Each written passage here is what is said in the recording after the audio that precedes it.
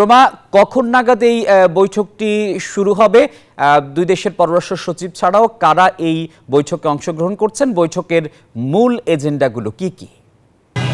টিপু, এই মুহূর্তে আমি আছি রাষ্ট্রীয় অতিথি ভবন পদ্মায় এবং আমরা জানি যে সকাল 8:30টায় কিন্তু ভারতের পররাষ্ট্র সচিব ঢাকায় এসে পৌঁছেছেন এবং এরপরই আসলে 11টার সময় সচিব পর্যায়ের বৈঠকটা হবার কথা এবং সেটাই হবে। এবং আমি এই মুহূর্তে পদ্মায় আছি। পদ্মায় 11টায় বৈঠক শুরু হয়ে যাবে।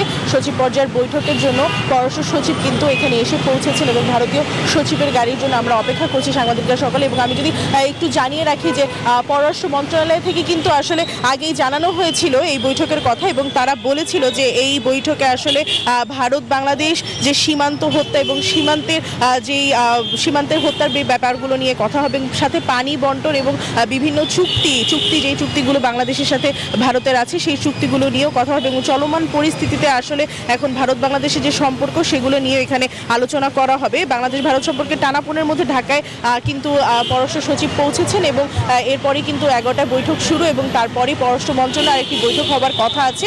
এরপরে আমরা জানি যে প্রধান উপদেষ্টার সাথেও একটি বৈঠক হবে বিকেলে এবং তারপরেই পররাষ্ট্র মন্ত্রণালয় থেকে আসলে সাংবাদিকদের ব্রিফিংয়ের মাধ্যমে জানানো হবে যে কি কি কথা হয়েছে এবং বৈঠকে আসলে কি কি কথা হলো। এই মুহূর্তে আমরা সকলে অপেক্ষা করছি ভারতীয় পররাষ্ট্র সচিবের জন্য। 11টায় বৈঠকটা শুরু হয়ে যাবে এবং এরপরই আসলে বৈঠকে কি কথা হয়েছে সে বিষয়ে আমরা জানতে পারবো।